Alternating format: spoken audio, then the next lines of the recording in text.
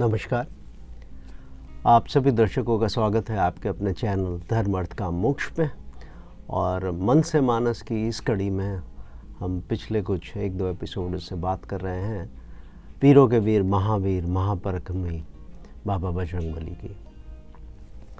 पिछले एपिसोड में हम आपसे बात कर रहे थे कि किस प्रकार से जामवंत ने श्री हनुमान जी को उनके बल का, उनके शक्ति का आभास कराया और उस बल और शक्ति का एहसास होते ही हनुमान जी माता सीता की खोज में समुद्र पार करने के लिए उड़ चले।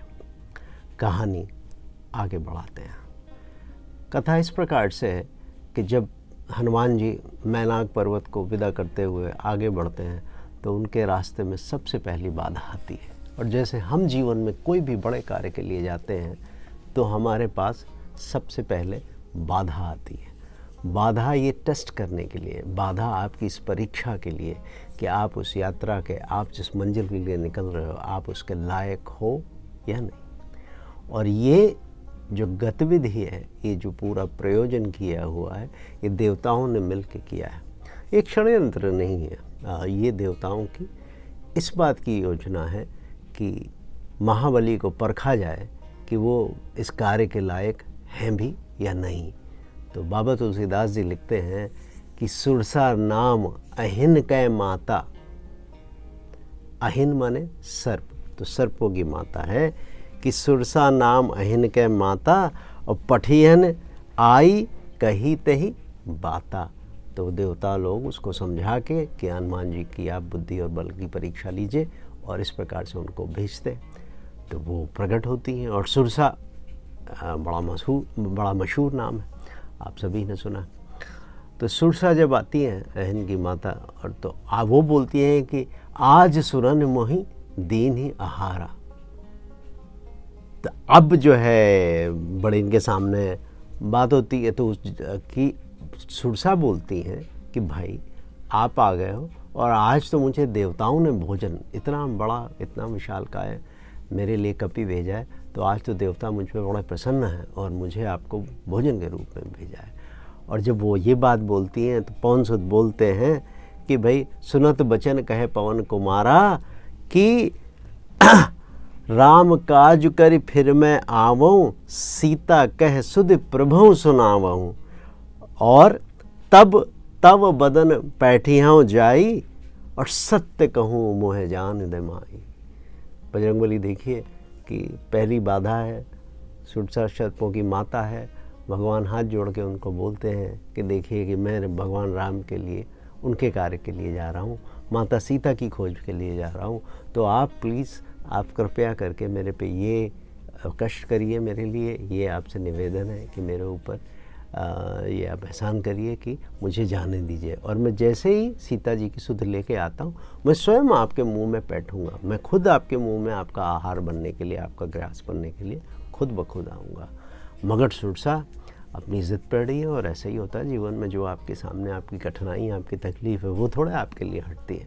कि आपको कुछ कार्य सिद्ध करनी है तो उसके लिए वो कठिनाई नहीं हटती।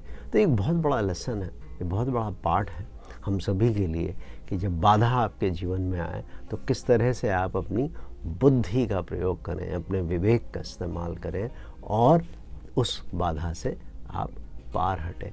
तो हनुमान जी समझ जाते हैं कि भाई ये इस तरह से तो मानने वाली है नहीं। तो जब वो सारे यत्न करने के बाद भी नहीं मानती है तो हनुमान जी बोलते हैं कि ठीक है, आ जा, मुझे ग्रस ले, मुझे अपना ग्रास बना ले, खा जा मुझे। तो सुरसा बोलती है। अब सुरसा देखती कि हनुमान जी अपना शरीर बढ़ाते हैं, थोड़ा सा उनका बड़ा शरीर है, तो सुरसा अपना बदन बढ़ाने लगती है। सुरसा बदन कैसे बढ़ाती है कि भाई जस जस सुरसा बदन बढ़ावा, तास दून कपि रूप दिखावा। सुरसा ने अपना जैसे जैसा बदन बढ़ाना शुरू किया तो अगर वो थोड़ी इतनी हुई तो उससे दूना रूप के हो जाते हैं हनुमान जी। फिर उसने बढ़ाया, फिर और हनुमान जी बढ़ते हैं। तो ऐसे करते करते बात कहाँ तक पहुँचती है? सतयोजन। सतयोजन का मतलब है 400 कोस। कोस का मतलब है माइल, माने 640 किलोमीटर। आप सिर्फ कल्पना कीजिए कि कितना विशाल काय शरीर उसने बनाया है। तो वो जब कंपटीशन में आ जाती है तो उसने क्या करती है कि सतयोजन का उसने अपना विस्तार कर लिया होता है कि सतयोजन तही आनन कीना, अति लग रूप पवन सुत लीना। तो जैसे ही वो उसको कंपटीशन में देख बढ़ाते बढ़ाते बढ़ाते हनुमान जी तुरंत अपनी बुद्धि का इस्तेमाल करते हैं और तुरंत बहुत से छोटा रूप ले लेते हैं और छोटा सा रूप लेके क्या करते हैं कि भाई बैठ पदन पुन बाहर आवा और मांगा विदा ताहि सिर नावा, कि वो इतना बड़ा शरीर उसके मुंह में बैठ के हनुमान जी बाहर वापस आ जाते हैं बहुत सूक्ष्म रूप लेके। तो अब उसकी बात भी रह जाती है कि आपका आहार तो आपका वो ग्रास भी बन गए और उन्होंने अपना कार्य भी कर लिया। जब वो हनुमान जी की ये बात देखती हैं तो सुरसा मुस्कुराती हैं, हंसते हुए बोलती हैं कि भाई आज मुझे समझ में आ गया कि जो है तुम जो है जिस कार्य के लिए मुझे देवताओं ने रखा था वो कार्य जो है वो तुम ज़रूर करोगे पूरा। और ऐसा करके सुरसा उनको आशीर्वाद देती हैं कि भाई तुम जाके उसमें आगे हो जाओ। और क्या बोलती हैं कि मोह सुरन जही लागी पठावा, बुद्धि बल मरम तोर में पावा, कि राम काज सब करिहूँ तुम बल बुद्धि निदान, और आशीष दई गई सो हर्ष चले हनुमान। देखिए शुरुआत में भी हनुमान जी हर्ष होते हैं, उनको हर्ष होता है कार्य करने के लिए। तो वो कोई कार्य करने के लिए अगर आपके मन में खुशी है उससे बढ़ के कुछ नहीं है। शुरुआत में उन्होंने ये किया, यहाँ उन्होंने पहली बाधा अपनी पार कर ली। अब आती है हनुमान जी की दूसरी बाधा। हनुमान जी की जो ये दूसरी बाधा है, मैं आपको एक आज के संदर्भ में, आज के कॉन्टेक्स्ट में एक बात बताता हूँ। आप में से कितने लोग बरमूडा ट्रायंगल का नाम सुने? आप बरमूडा ट्रायंगल के ऊपर से कोई भी चीज़ उड़ता है, कोई प्लेन उड़ता है, कोई भी चीज़ उड़ती, कोई शिप जाता है उनके रास्ते में, तो क्या होता है कि वो गायब हो जाता है। और ये मिस्ट्री आज तक किसी को पता नहीं है कि हो क्या रहा है और इसका कारण क्या है।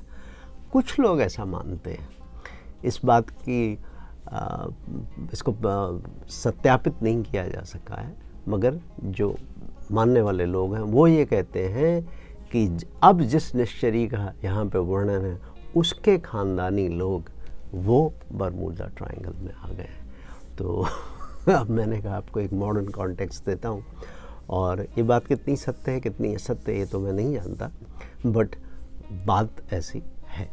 तो आगे क्या होता है कि निश्चरी राक्षसी, निश्चरी एक सिंधु मह रही, कर माया नभ के खग गहई, और जीव जन तुझे गगन उड़ाही, जल बिलोक तिनके परछाई। कि निश्चर जलनिधि में एक निश्चरी रहती, वो क्या करती है कि खग के जो आकाश के पंछी होते हैं उनको अपनी माया से जो है वो खा जाती है। और कैसे खा जाती है कि जो गगन पे उड़ते हैं उनकी समुद्र में परछाई पड़ती है। तो अब जो IITians हैं वो अपनी तैयारी कर लें कि एक प्लेन उड़ रहा है, उस प्लेन की शैडो आपको ज़मीन पे पड़ती है, तो आपको उसको वेलोसिटी और सर्टेन आपको वेरिएबल्स दिए गए हैं और आपको finally height of the plane बतानी है।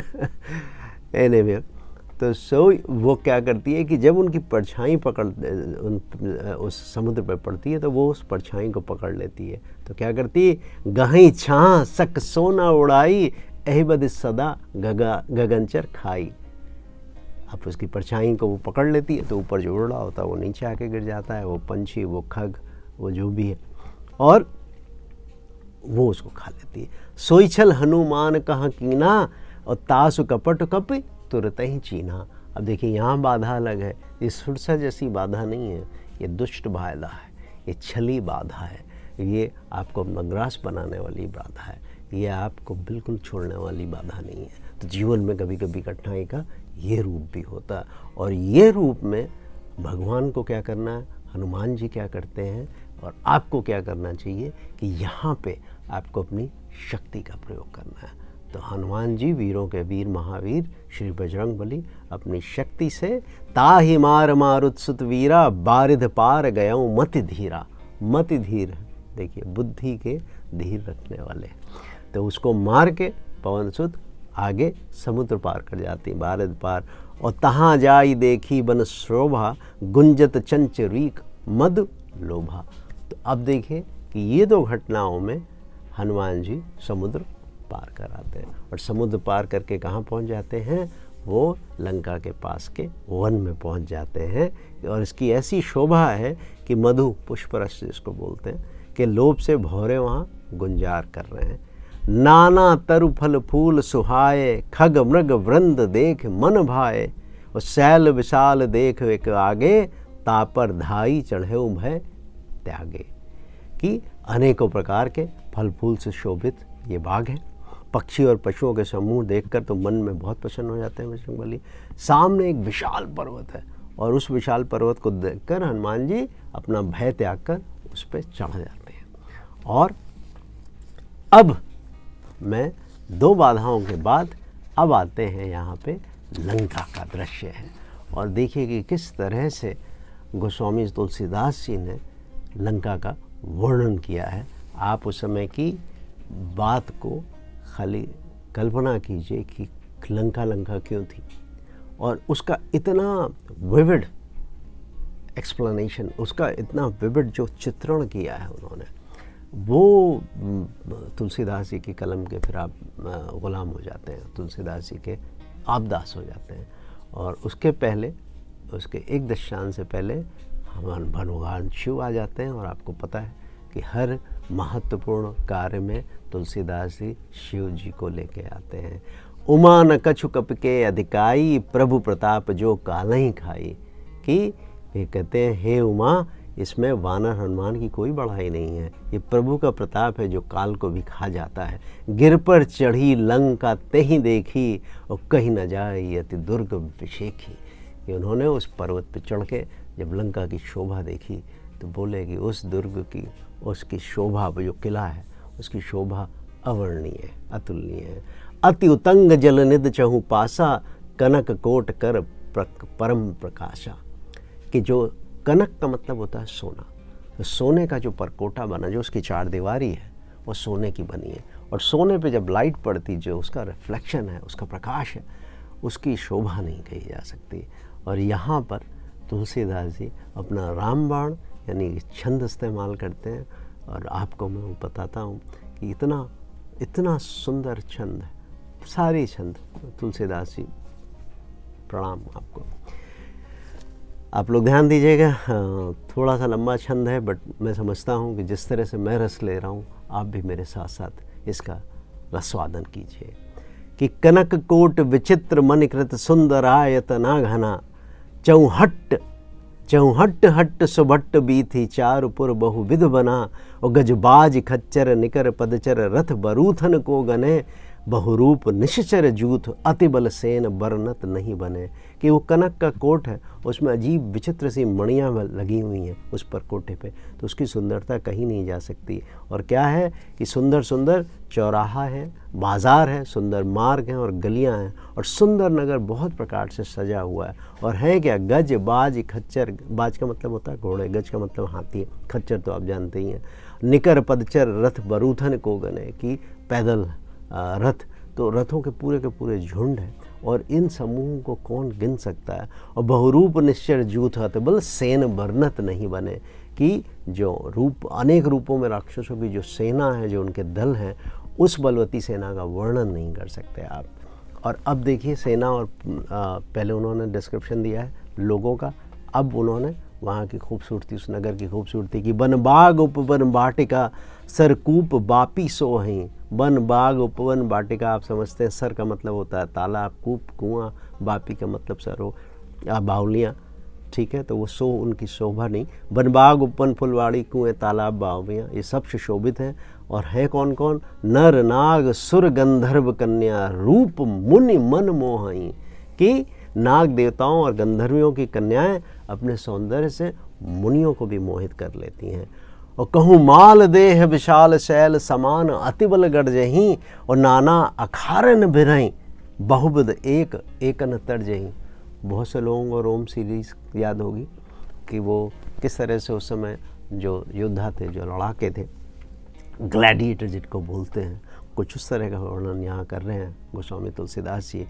कि पर्वत के समान विशाल शरीर वाले बड़े बड़े मल्ल, युद्ध करने वाले पहलवान गरज रहे हैं। और वो अखाड़ों में, नाना अखाड़न माने भिन्न भिन्न अखाड़ों में, बहुविध, बहुत तरह से एक दूसरे के ऊपर चिल्ला के एक दूसरे से मल्ल युद्ध कर रहे हैं।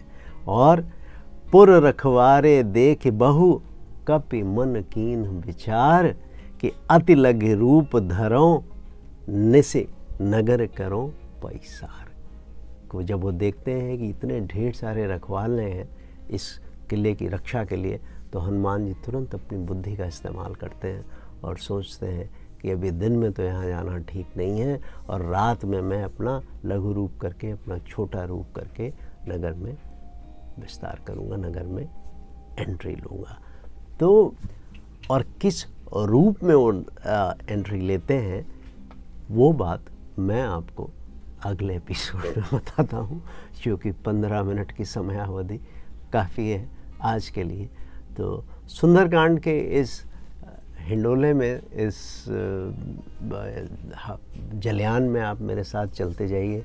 हम समुद्र पार कर चुके हैं और हनुमान जी का भी लंका में प्रवेश होना है। ये जो वर्णन है, ये हनुमान जी का दूर से लंका का वर्णन है जो गोस्वामी श्री तुलसीदास जी ने किया है।